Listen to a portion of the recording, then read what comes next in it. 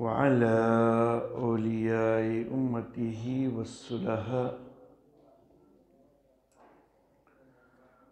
ونشهد أن لا إله إلا الله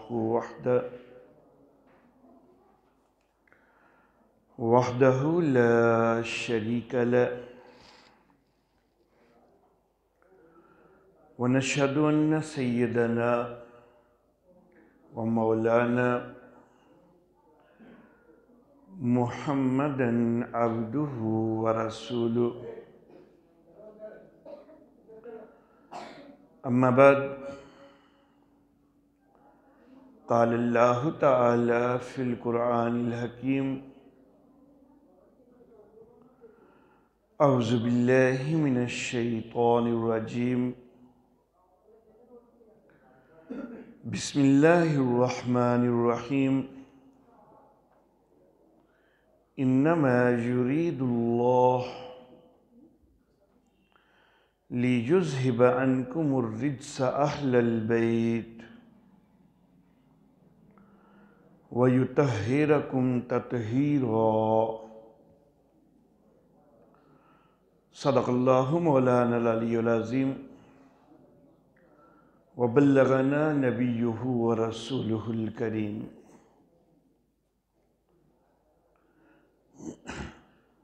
محترم احباب، آج کا یہ درس قرآن حکیم اس جامع مسجد خالد میں سنی علماء کونسل کے زیر اہتمام ہے۔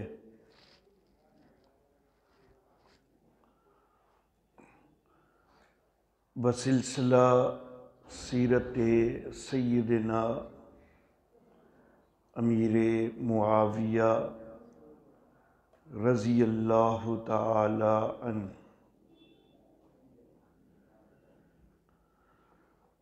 آج کے اس درس قرآن کے لیے مجھے جو عنوان دیا گیا ہے وہ حضرت امیر معاویہ رضی اللہ تعالی عنہ کی اہل بیت کے ساتھ رشتہ داریوں کے حوالہ سے ہے۔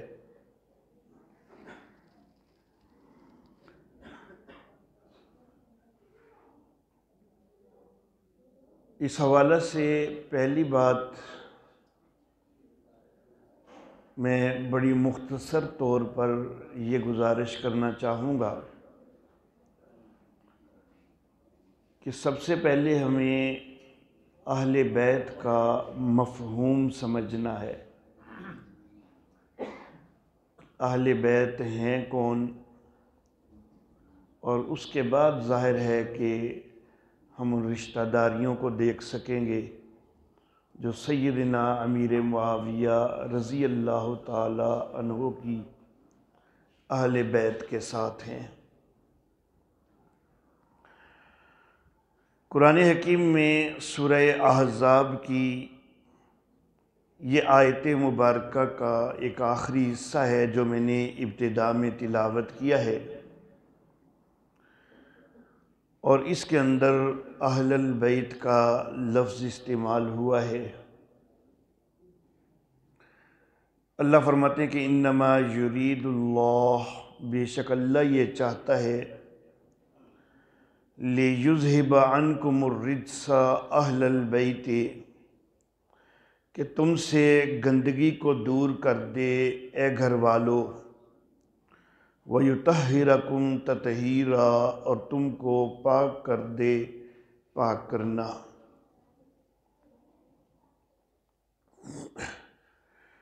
آیت مبارکہ کے اندر گھر والوں کو مخاطب کیا جا رہا ہے،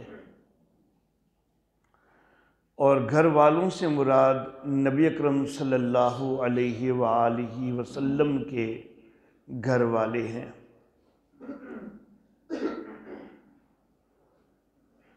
آیت مبارکہ کا یہ آخری حصہ ہے،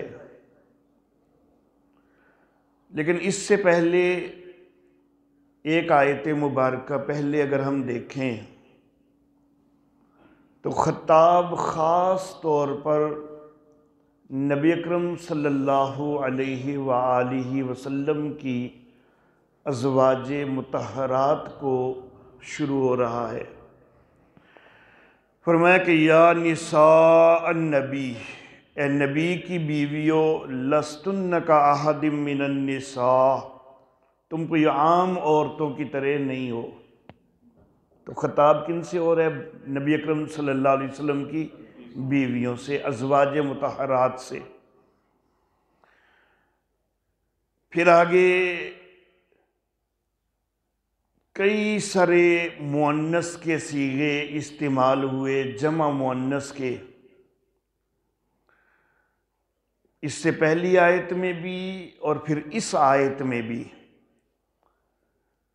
اس آیت میں کرن فی بیوتکن، اس میں کرن کا لفظ یہ بھی مؤنث کا صیغہ، بیوتکن یہ کنہ پھر مؤنث کا صیغہ، لا تبرجن تبرج الجاہلیت الاولی، اس میں لا تبرجن یہ پھر مؤنث کا صیغہ، وَأَقِمْنَ الصَّلَاةَ اقمنا پھر مؤنث کا صیغہ، آتین الزکاۃ آتین پھر مؤنث کا صیغہ، وَأَطِیعْنَ اللَّهَ وَرَسُولَهُ اور اطینا یہ پھر مؤنث کا صیغہ۔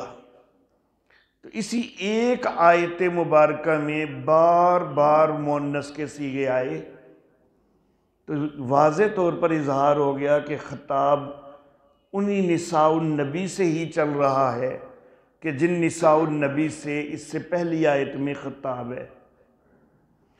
پھر ان لفظوں کے بعد جو اگلی آیت آ رہی ہے اس میں پھر وَاذْكُرْنَ مَا يُتْلَى فِي بُيُوتِكُنَّ، اس میں وَاذْكُرْنَ کا صیغہ بھی مؤنث کا، بیوتکن میں بھی ضمیر مؤنث کی۔ تو شروع اس سے پہلے بھی مؤنث کے صیغے، بعد میں بھی مؤنث کے صیغے۔ تو بات تو بڑی واضح ہے کہ خطاب ازواج مطہرات کو ہو رہا ہے۔ جب یہ آیت مبارکہ نازل ہوئی ہے تو نبی اکرم صلی اللہ علیہ وآلہ وسلم نے حضرت سیدہ ام سلمہ رضی اللہ تعالی عنہا کے گھر میں تھے آپ، جو نبی اکرم صلی اللہ علیہ وسلم کی اہلیہ محترمہ ہیں، تو ایک چادر کے نیچے حضرت علی کو لیا، حضرت سیدہ فاطمہ رضی اللہ تعالی عنہا کو لیا، حضرات حسنین رضی اللہ عنہما کو لیا، اور دعا مانگی کہ یا اللہ یہ جو آیت کے اندر تطہیر کا وعدہ ہوا ہے، یا اللہ یہ میرے اہل بیت ہیں، یہ وعدہ ان کے لیے بھی ہو جائے۔ سیدہ ام سلمہ رضی اللہ تعالی عنہا انہوں نے اجازت طلب کی کہ آقا میں بھی چادر کے نیچے آ جاؤں، تو میرے آقا نے فرمایا کہ انکی علی مکانک، تو اپنے مقام پر موجود ہے، انکی علی خیر، تو بہتر جگہ پر موجود ہے، تجھے آنے کی ضرورت کوئی نہیں، کیونکہ تیرے لیے تو یہ وعدہ پہلے ہی موجود ہے۔ اللہ نے وعدہ کن کے لیے کیا ہے؟ ازواج مطہرات کے لیے۔ نبی اکرم صلی اللہ علیہ وآلہ وسلم دعا کر رہے ہیں سیدنا علی کے لیے، سیدہ فاطمہ کے لیے، سیدنا حسن کے لیے، سیدنا حسین کے لیے، کہ یا اللہ جو وعدہ میری ازواج مطہرات کے لیے ہو چکا، یا اللہ اس وعدے میں ان کو بھی شریک کر دے۔ تو اصل ازواج مطہرات ہیں اہل بیت کا مصداق، لیکن نبی اکرم صلی اللہ علیہ وآلہ وسلم نے چونکہ اپنی دعا میں ان کو بھی اہل بیت فرمایا، ہم ان کو بھی مانتے ہیں، لیکن یہ زیادتی ہوگی کہ اگر اصل اہل بیت کو چھوڑ دیا جائے اور صرف انہی کو اہل بیت قرار دیا جائے، یہ زیادتی ہے۔ تو مختصر طور پر میں نے واضح کر دیا کہ نبی اکرم صلی اللہ علیہ وسلم کی ازواج مطہرات بھی اہل بیت ہیں، سیدنا علی المرتضیٰ رضی اللہ تعالیٰ عنہ بھی اہل بیت ہیں، سیدہ فاطمہ رضی اللہ تعالی عنہا بھی ہیں، حضرت حسن رضی اللہ تعالی عنہ، حضرت حسین رضی اللہ تعالی عنہ، یہ سارے اہل بیت میں شامل ہیں۔ اللہ واللہ، ہم اہل السنت والجماعت الحمدللہ ثم الحمدللہ سارے اہل بیت کو ماننے والے اور سب کی قدر کرنے والے۔ اگر نبی کی ایک بیٹی اہل بیت ہے تو کیا باقی 3 بیٹیاں اہل بیت نہیں ہیں؟ وہ بھی تو گھر کی بیٹیاں ہیں، نبی کی بیٹیاں ہیں، تو وہ بھی اہل بیت ہیں۔ اپنے آپ کو اہل بیت کا ٹھیکیدار قرار دینے والے 11 ازواج مطہرات میں سے صرف ایک کو برداشت کریں اور باقی سب کا انکار کریں، اور اس کے باوجود وہ اہل بیت کے حبدار قرار دیے جائیں، جبکہ ہم 11 کی 11 ازواج مطہرات ان کے ساتھ اپنا تعلق نبھائیں اور ان کے لیے اپنی جانیں نچھاور کریں، ہم اہل بیت کے پھر بھی خلاف سمجھے جائیں؟ جو نبی کی ایک بیٹی کو صرف ماننے 3 کا انکار کرنے لگ جائیں، کس منہ سے اپنے آپ کو اہل بیت کا حبدار قرار دیتے ہیں؟ اہل بیت کے حبدار وہ ہیں جو چاروں صاحبزادیوں کو مانتے ہیں۔ اللہ واللہ، لیکن مسئلہ یہ ہوتا ہے، تکلیف یہ ہوتی ہے کہ 3 صاحبزادیاں میرے سونے نبی نے بنو امیہ کو دے دی ہیں۔ تکلیف ادھر ہوتی ہے ان کو۔ اللہ واللہ، میرے دادا محترم حضرت قاضی نور محمد نور اللہ مرکزہ، وہ یہ بات فرمایا کرتے تھے کہ ظالم تجھے تکلیف جو ہے وہ تو عثمان سے ہے نا، کہ اگر علی جو ہے وہ داماد ہے تو عثمان دوہرا داماد ہے، تو ظالم تکلیف تجھے عثمان سے ہے، انکار نبی کی بیٹیوں کا کیوں کرنے لگ گیا ہے؟ یہ انکار کر دیتا کہ عثمان نام کا بندہ ہی کوئی نہیں تھا، انکار کرنا تھا ادھر انکار کرتا نا، نبی کی بیٹیوں پہ کیوں ہاتھ صاف کر رہے ہیں؟ اللہ اللہ، تو الحمدللہ ثم الحمدللہ اہل بیت کے محبین ہم اہل السنت والجماعت والے ہیں، کیونکہ ہم سارے اہل بیت کو مانتے ہیں۔ جو اہل بیت میں سے صرف چن کے چند ایک کو ماننے کا ایک دعویٰ رکھتے ہوں، ان کو کوئی حق نہیں ہے کہ وہ اپنے آپ کو اہل بیت کے محبین قرار دے۔ جو کئی اہل بیت کا انکار کرتے ہوں اور ان کے اوپر زبانیں تان تک بھی کھولنے لگ جاتے ہوں، وہ کیسے اپنے آپ کو ان کا حبدار قرار دے سکتے ہیں؟ دور حاضر میں سب سے زیادہ جو پروپیگنڈا کیا جا رہا ہے وہ اسی ایشو پہ نہیں، اے اہل بیت دے گستاخ نے، حالانکہ خود اہل بیت کے گستاخ ہیں، بہت ساروں کو مانتے تک نہیں ہیں، ان کے اوپر زبانیں تان کھولتے ہیں۔ میرے محترم احباب، اب میں اپنے اصل موضوع کی طرف آتا ہوں۔ یہ ایک تمہید تھی کہ اہل بیت کی پہلے وضاحت ہو جائے کہ اہل بیت ہیں کون۔ اب نبی اکرم صلی اللہ علیہ وآلہ وسلم کا گھرانہ یہ ہے اہل بیت، اور ہم نے بتلانی ہے کہ سیدنا امیر معاویہ رضی اللہ تعالی عنہ کی اس گھرانے کے ساتھ رشتہ داریاں کون سی ہیں۔ یہ میرا آج کا موضوع ہے۔ سب سے پہلی رشتہ داری وہ عبد مناف سے چلتی ہے۔ نبی اکرم صلی اللہ علیہ وآلہ وسلم کے آباء میں چوتھی پشت میں ہے عبد مناف۔ نبی اکرم صلی اللہ علیہ وسلم کے والد عبداللہ، عبداللہ کے والد عبد المطلب، اور عبد المطلب کے والد ہاشم، اور ہاشم کے والد جو ہیں وہ عبد مناف ہیں۔ تو نبی اکرم صلی اللہ علیہ وآلہ وسلم کے چوتھی پشت میں جو دادا ہیں وہ عبد مناف ہیں۔ انہی عبد مناف کا ایک بیٹا ہے نا ہاشم، کہ جن سے ہاشمی بنے، اور نبی اکرم صلی اللہ علیہ وسلم ہاشم کے پڑپوتے ہیں۔ تو اسی ہاشم کا دوسرا بھائی عبد مناف کا بیٹا عبد شمس ہے، اور عبد شمس کا بیٹا امیہ ہے، جس سے بنو امیہ بنے ہیں۔ تو یہ ہاشم کے بھتیجے لگے امیہ، हाशिम के भतीजे बने। हाशिम के चचाजाद भाई अब्द शम्स, हाशिम के सगे भाई अब्द शम्स और उनके बेटे अब्द ये उमैया, तो ये भतीजे लगे। हजरत अमीर मुआविया रजी अल्लाह ताला अन्हु के ये परदादा हैं। हाशिम जो है वो मेरे आका के परदादा हैं, उनके भतीजे उमैया ये हजरत अमीर मुआविया के परदादा हैं। तो हाशिम और उमैया चचा भतीजे बनते हैं।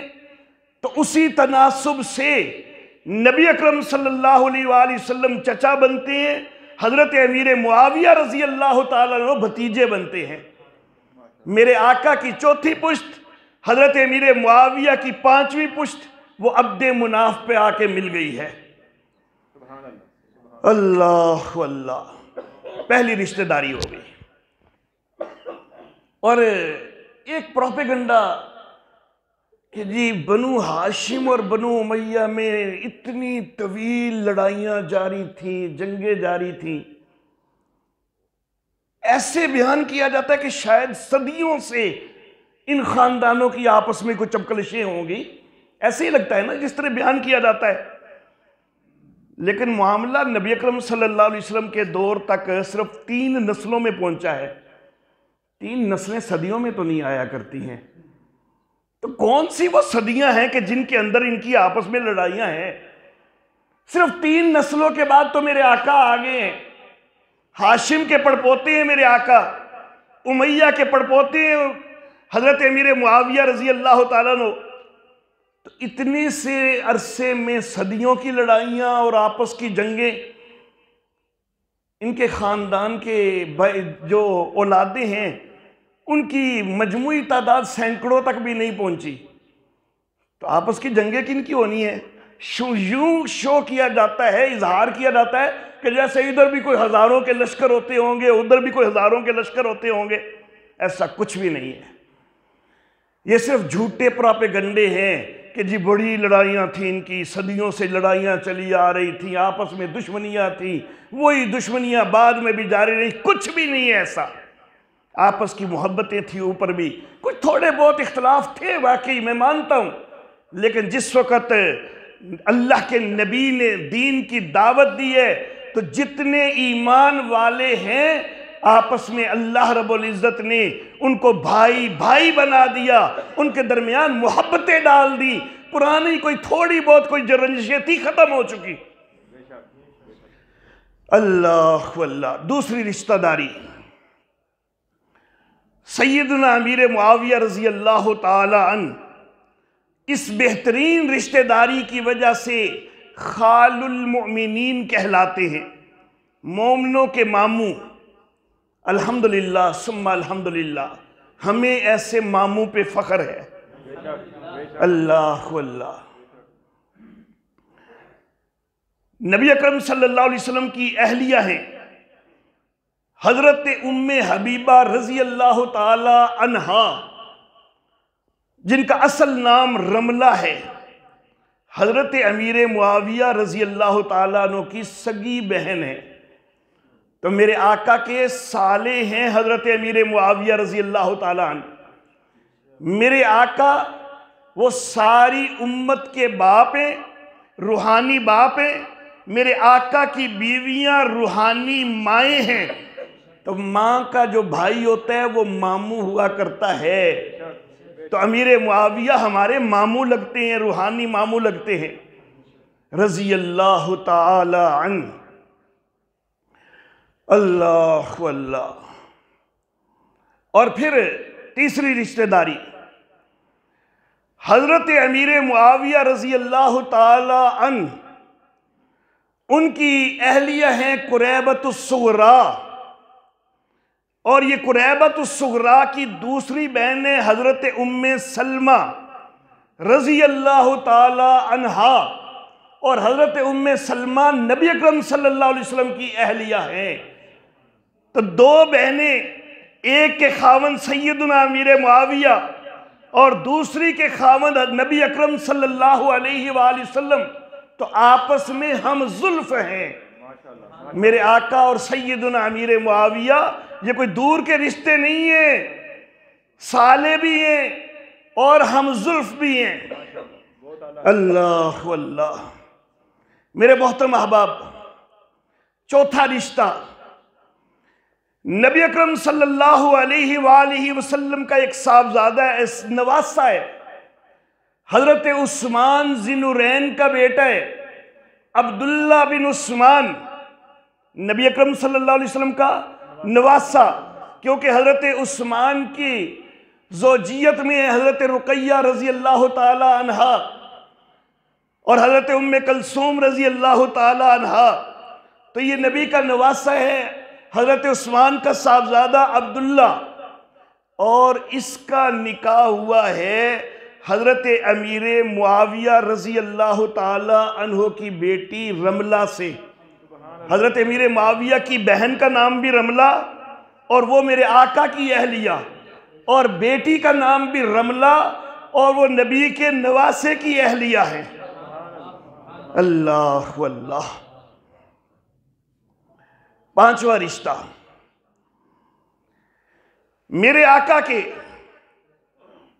ایک چچا زاد بھائی ہیں، نوفل بن حارث، بلکہ تایا زاد کہنا چاہیے، معروف چچا زاد ہے۔ حارث بن عبد المطلب تایا ہیں میرے آقا کے بھی، سیدنا علی کے بھی، سیدنا علی کے بھی۔ میں اس طرف اس لیے توجہ دلا رہا ہوں کہ نبی اکرم صلی اللہ علیہ وسلم کا اور علی کا خاندان ایک ہی ہے۔ تو یہ حارث بن عبد المطلب کا بیٹا ہے نوفل رضی اللہ تعالی عنہ، نبی اکرم صلی اللہ علیہ وسلم کا تایا زاد بھائی ہے۔ اللہ اللہ اور اس نوفل کا نکاح حضرت امیر معاویہ رضی اللہ تعالی عنہ کی بہن ہند کے ساتھ ہوا ہے۔ حضرت امیر معاویہ کی والدہ کا نام بھی ہند ہے اور ایک بہن کا نام بھی ہند ہے، تو ہند بنت ابو سفیان رضی اللہ تعالی عنہ، تو ان کے ساتھ نکاح ہوا ہے حضرت علی کے چچا زاد بھائی نوفل کا، نبی اکرم صلی اللہ علیہ وسلم کے چچا زاد بھائی نوفل کا۔ چھٹا رشتہ اللہ اللہ اور بڑا چونکا دینے والا رشتہ ہے، کیونکہ یہ حضرت امیر معاویہ رضی اللہ تعالیٰ عنہ کے بیٹے یزید کے حوالے سے ہے، بڑا چونکا دینے والا رشتہ ہے۔ یزید کی بیوی ہے ام محمد، اور بیٹی کس کی ہے؟ عبداللہ بن جعفر طیار کی۔ جعفر طیار کون ہے؟ حضرت علی کے سگے بھائی ہیں جعفر طیار، ان کی پوتی ہیں اور یزید کی بیوی ہے۔ اللہ اللہ تم آپس میں دشمنیاں دکھاؤ، حقیقت میں آپس میں محبتیں ہیں، محبتیں ہوں تو تب رشتے ہوا کرتے ہیں۔ دشمنوں کو کوئی بیٹیاں نہیں دیا کرتا۔ یہ ہاشمیوں کی بیٹی گئی ہوئی ہے یزید کے گھر میں، تو محبتیں ہیں تو تب گئی ہے نا۔ اللہ اللہ عبداللہ بن جعفر طیار، یہ حضرت علی کے بھتیجے، ان کی بیٹی ہے ام محمد، اور یہ یزید کی بیوی ہے۔ حضرت علی یزید کے دادا سسر بن رہے ہیں اس رشتے سے، حضرت حسین یزید کے چچا سسر بن رہے ہیں۔ اللہ اللہ حسینی قافلہ واقع کربلا کے بعد دمشق گیا تھا، یزید کے دربار میں گیا تھا، 1 مہینہ وہاں پر رہے تھے۔ 1 مہینے کے بعد قافلہ واپس آیا، زینب نہیں واپس آئیں رضی اللہ تعالی عنہا۔ یہ زینب کون ہے؟ حضرت حسین کی بہن ہے، عبداللہ بن جعفر کی بیوی ہیں، عبداللہ بن جعفر کی بیوی ہیں۔ یزید کی بیوی ام محمد کی سوتیلی ماں ہے، تو یہ اپنی سوتیلی بیٹی کے پاس ہی رہ گئیں۔ سن 62 کے اندر ان کا انتقال وہیں دمشق میں ہی ہوا، یہ واپس نہیں آئی ہیں، اپنی بیٹی کے پاس رہی ہیں، یزید کے گھر میں رہی ہیں بعد میں بھی۔ اللہ اللہ آپس میں نفرتیں ہوں، تو پھر زینب اس گھر میں کیوں 2 سال مزید گزار رہی ہیں؟ سن 60 میں واقع کربلا ہو گیا، یہ 62 میں فوت ہوئی ہیں اور اسی گھر میں رہی ہیں۔ ان کا مقبرہ آج تک بھی وہی دمشق میں موجود ہے۔ اللہ واللہ، 6 رشتے ہو گئے۔ 7واں رشتہ حضرت حسین کی اہلیہ ہیں لیلا،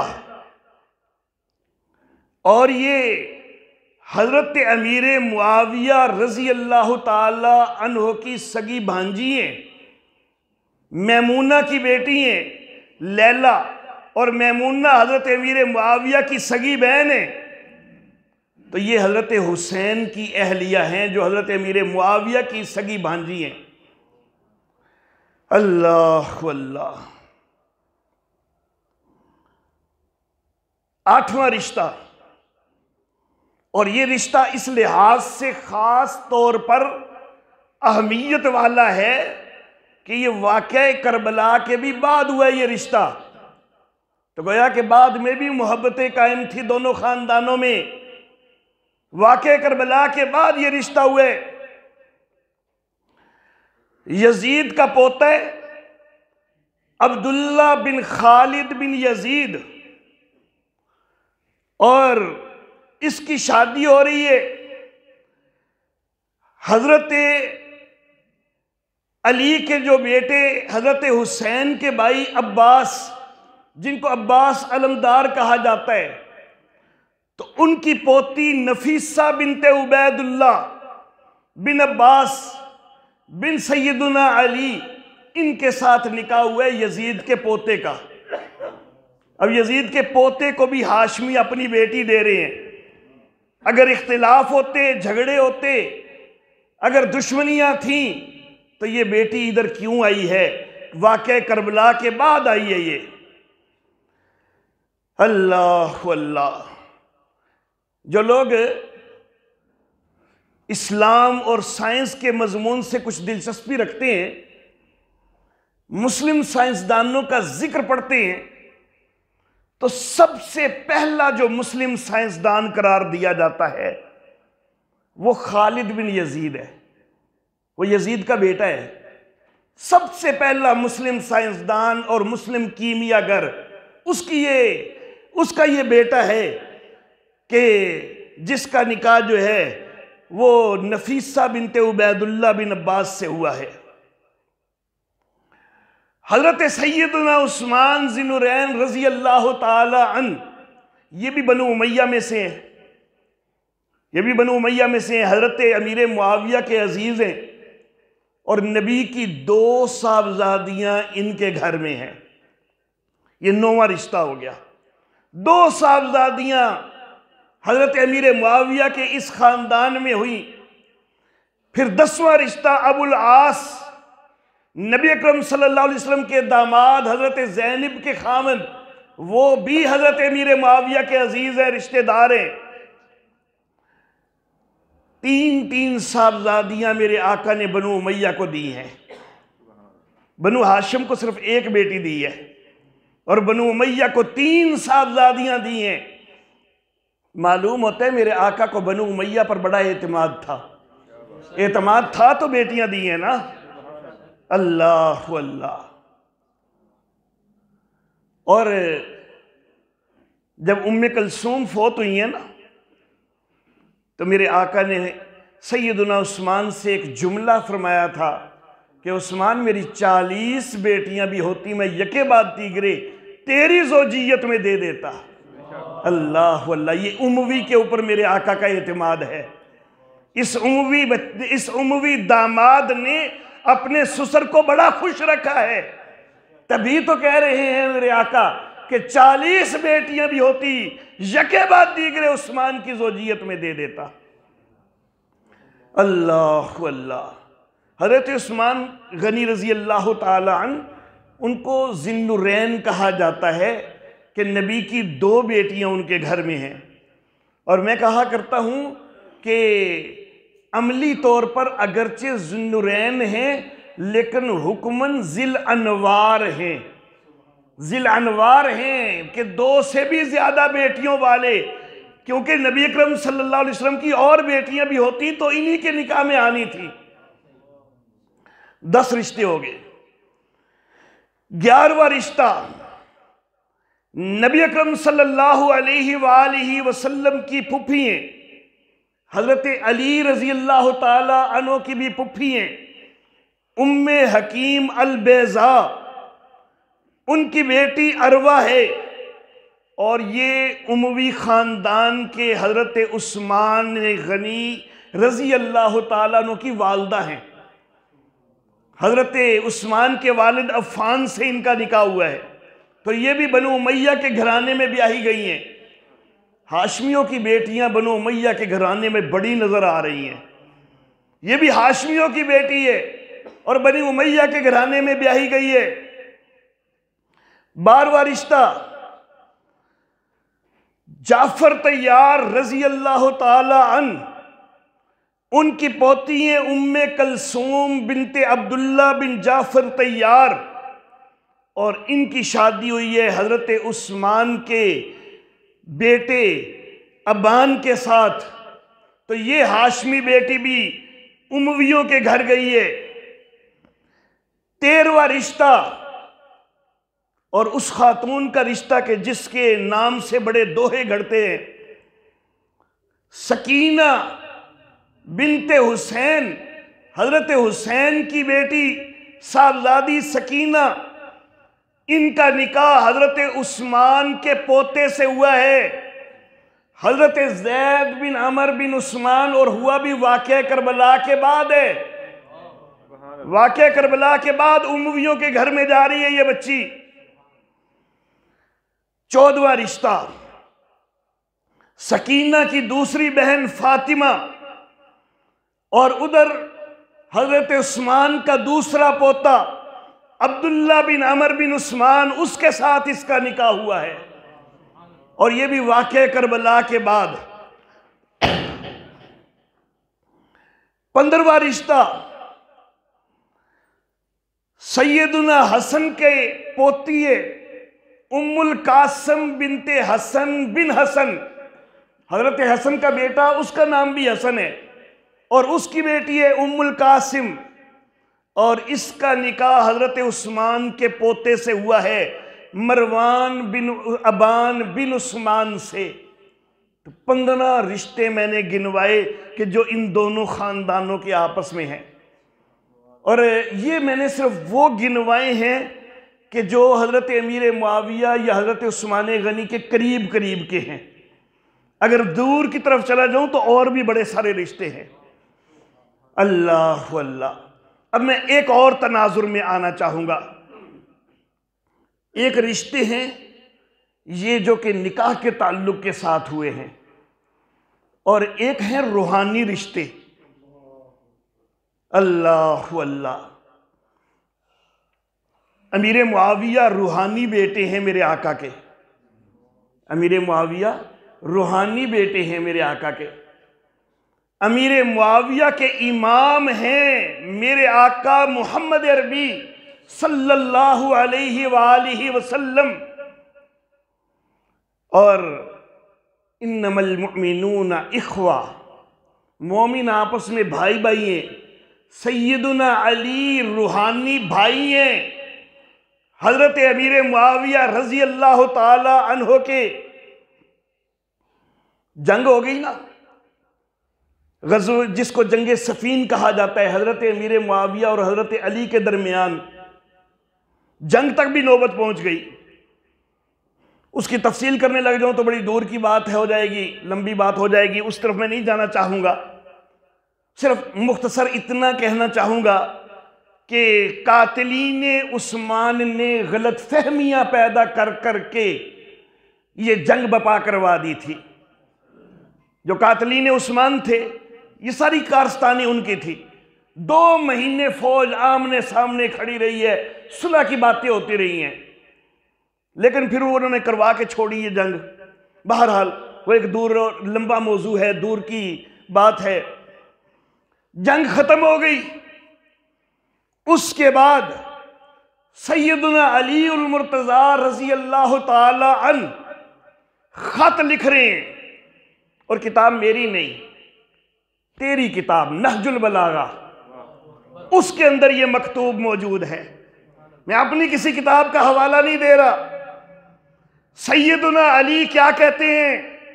حضرت امیر معاویہ کو اپنا روحانی بھائی تسلیم کرتے ہوئے کہتے ہیں وَكَانَ بَدُو أَمْرِنَا، ہمارے معاملے کا آغاز کچھ یوں ہو گیا، أَنَّ الْتَقَيْنَا وَالْقَوْمِ مِنْ أَهْلِ الشام، کہ ہمارا اور اہل شام کے کچھ لوگوں کا جھگڑا ہو گیا، وَالظَّاهِرُ أَنَّ رَبَّنَا وَاحِدٌ، اور یہ بات تو ظاہر ہے کہ ہمارا رب ایک ہے، وَنَبِيَّنَا وَاحِدٌ، اور ہمارا نبی ایک ہے، وَدَعْوَتَنَا فِي الْإِسْلَامِ وَاحِدَةٌ، اور اسلام کی ہماری دعوت ایک ہے۔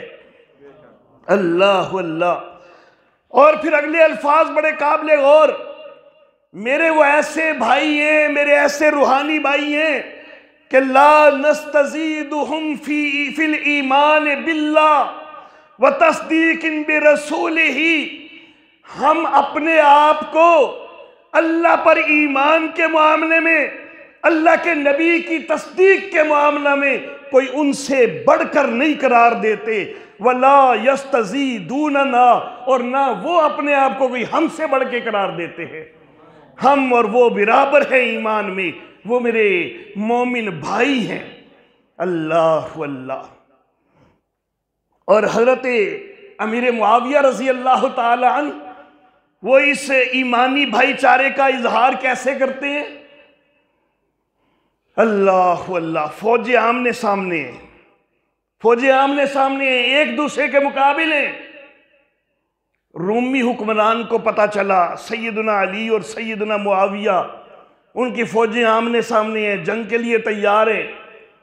اس نے سوچا کہ بڑا موقع ہے، بڑا موقع ہے، چڑھائی کر دیتا ہوں۔ فوج اکٹھی کرنی شروع کر دی رومی حکمران نے۔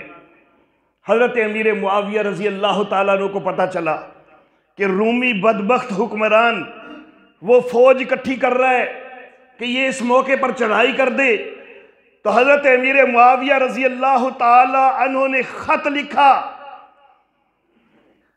اس رومی حکمران کو، اور اس خط میں لکھا واللہ لئن لم تنتہی وترجع الی بلادک، اللہ کی قسم اگر تو باز نہ آیا اور اپنے شہروں میں واپس نہ ہوا، یا لعین، اے ملعون۔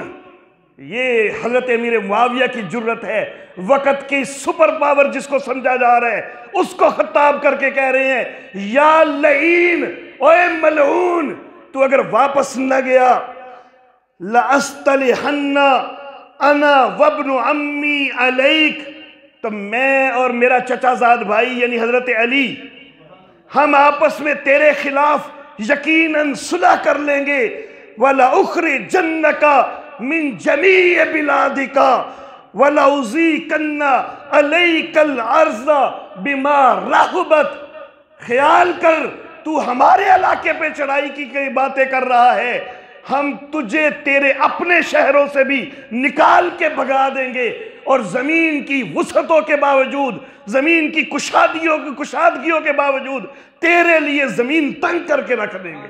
اللہ اللہ۔ شان محمد مصطفیٰ، عظمت صحابہ، کردار صحابہ، سیاست امیر معاویہ، کافروں پہ حاویہ، کافروں پہ حاویہ، نعرہ تکبیر۔ اللہ اکبر۔ یہ میرے محترم احباب، اب ایک آخری بات، معاویہ کے امام میرے آقا محمد عربی صلی اللہ علیہ وآلہ وسلم اور علی کے بیٹوں کے امام امیر معاویہ رضی اللہ تعالی عنہ، حسن کے بھی امام ہیں، حسین کے بھی امام ہیں۔ اللہ رب العزت نے فرمایا کہ وَإِن طَائِفَتَانِ من المؤمنین اقتتلوا فاصلحوا بینہما، مومنوں اگر دو گروہ مسلمانوں کے آپس میں جھگڑ پڑے ان کے درمیان صلح کروا دیا کرو۔ اور میرے آقا نے سیدنا حسن رضی اللہ تعالی عنہ ان کے متعلق فرمایا کہ ان ابنی ھذا سید یصلح اللہ بہ بین فئتین عظیمتین من المسلمین، میرا یہ بیٹا سید ہے، اللہ اس کے ذریعے مسلمانوں کے دو عظیم گروہوں کے درمیان صلح کروا دیں گے۔ فئتین عظیمتین فرمایا ہے، اور من المسلمین فرما کے سرٹیفکیٹ جاری کر دیا ہے کہ معاویہ بھی مسلم ہے، ان کا لشکر بھی سارا مسلم ہے۔ اللہ اللہ، فئتین عظیمتین کہا، بڑے کے لیے کبیر بھی آ سکتا ہے نا، لیکن وہ صرف تعداد کے لحاظ سے بڑا ہوتا ہے۔ عظیمتین عظمتوں کے لحاظ سے بڑے ہوتے ہیں، یہ عظمتوں کے لحاظ سے دو بڑے گروہ ہیں۔ اللہ اللہ، ان کے درمیان میرے آقا نے فرمایا میرا بیٹا حسن یہ صلح کروائے گا۔ اور حضرت حسن رضی اللہ تعالیٰ عنہ پھر اس پیشین گوئی کو پورا کرنے والے بنے، خود گئے حضرت امیر معاویہ رضی اللہ تعالیٰ عنہ کے پاس، صلح کے لیے خود گئے۔ میرا اعتقاد ہے کہ نبی کا نواسہ اگر حضرت امیر معاویہ کو پیغام بھیجتا، خط لکھتا کہ صلح کرنی ہے آپ آئیں، صلح کرنی ہے آپ آئیں، سیدنا معاویہ کو کبھی جرت ہی نہ ہوتی کہ وہ انکار کر سکتے، وہ یقین نہ لاتے، وہ یقین نہ لاتے نبی کے نواسے کو وہ انکار کر سکتے تھے، کبھی انکار نہیں کر سکتے تھے۔ لیکن حضرت حسن ان کو نہیں بلایا، خود گئے، ساتھ اپنے بھائی سیدنا حسین کو لے کے گئے، فوج کے کمانڈر سپہ سالار قیس ابن سعد کو بھی لے کے گئے، کیونکہ آپس میں لڑائی ہو گئی، جیسے بھی ہو گئی، اب صلح کروانی ہے تو فوج کا کمانڈر بھی موجود ہو، اس کو بھی لے کے گئے۔ اور کتاب میری نہیں، پھر تیری کتاب، رجال کشی، خطیب نے وہاں پر پہلے حضرت حسن سے کہا کہ یا حسن قم فبائے، حسن اٹھئے بیعت کیجئے، فقاما فبایا، حضرت حسن اٹھے بیعت کی، ثم قال للحسین علیہ السلام، یہ علیہ السلام تیری کتاب میں تو رضی اللہ تعالیٰ عنہ کہتا ہوں۔ پھر حضرت حسین علیہ السلام سے کہا، حضرت امیر معاویہ کے دربار کے ایک خطیب نے، قم فبائے، آپ بھی اٹھئے، آپ بھی بیعت کیجئے، فقام فبایا، تیری کتاب کہہ رہی ہے حضرت حسین بھی اٹھے، انہوں نے بھی بیعت کی۔ اللہ اللہ، حضرت حسن نے بھی بیعت کی، حضرت حسین نے بھی بیعت کی۔ ثم قال یا قیس قم یا قیس، پھر خطیب نے کہا قیس تو بھی اٹھنا، فبائے تو بھی بیعت کر۔ اللہ اللہ، یہ فوج کا سپہ سالار ہے، ایک عرصہ سے آپس میں جھگڑا ہے، اختلاف ہے، یہ لڑ رہا ہے، اب یہاں پر اچانک صلح کی بات، یہ حضرت حسین کی طرف دیکھتا ہے کہ میرے لیے کیا حکم ہے، واقعی میں بیعت کر لوں۔ فالتفت الی الحسین ینظرہ ما یامرہ، حضرت حسین کی طرف دیکھا یہ دیکھتے ہوئے کہ مجھے کیا حکم دیتے ہیں۔ فقال، حضرت حسین نے کہا قم یا قیس، یا قیس انہو امامی، قیس وہ میرا امام ہے۔ کون؟ حضرت امیر معاویہ رضی اللہ تعالیٰ عنہ۔ میں نے بیعت کر لی ہے، میرے بھائی نے بیعت کر لی ہے، ہم نے امام مان لیا ہے، تو کیوں تو جھجک رہا ہے؟ اٹھنا، تو وہ میرا امام ہے۔ یہاں پر رجال کشی میں روایت ختم ہو جاتی ہے، روایت یہاں ختم ہو جاتی ہے، انورٹڈ کوماز وہ یہاں پہ ختم ہو جاتے ہیں، لیکن اب یہاں سے آخری لفظ کہ یا کیس انہو امامی، سارا تناظر جو پیچھے ہے وہ یہ بتا رہا ہے کہ حضرت امیر معاویہ کو امام مانا جا رہا ہے۔ تو اب رجال کشی والے نے یہ روایت تو نقل کر دی، لیکن پھر فکر پڑ گیا کہ اتھا تو ان ثابت ہو گیا ہے کہ حضرت حسین نے بھی امام مان لیا سی۔ اللہ اللہ، تو آگے پھر لکھتا ہے یعنی الحسن علیہ السلام، کہ اس کی مراد تھی کہ حضرت حسین کی مراد تھی کہ حسن میرے امام ہیں۔ بیعت کتھے کروان دے ہو پہ تے امام کنوں پہ کہن دے ہو؟ بیعت حضرت امیر معاویہ دی پہ ہوں دیئے۔ سارا تناظر پیچھے سے یہ چل رہا ہے، حضرت حسن بیعت کر چکے، حسین بیعت کر چکے، اب یہاں پہ آ کے کہتے ہیں جی انہوں دی مراد ایسی کہ حضرت حسن میرے امام نے۔ چل یار میں تیری مراد ہی لے لیتا ہوں، تیری مراد لوں گا، بات پھر بھی میری ثابت ہوگی، تیری بات پھر بھی نہیں ثابت ہوتی۔ حضرت حسین کی مراد حضرت حسن تھی، میں مان لیتا ہوں ایک لمحے کے لیے کہ حضرت حسن مراد ہیں، تو مقصود تو پھر بھی یہی بنے گا نا کہ میں نے بھی بیعت کر لی، میرے امام حسن نے بھی بیعت کر لی، پھر تجھے کیسے جرت ہو رہی ہے کہ تو اب بھی سوال کر رہا ہے؟ پھر تو صرف حضرت حسین کا امام ہی نہیں، حضرت حسین کے امام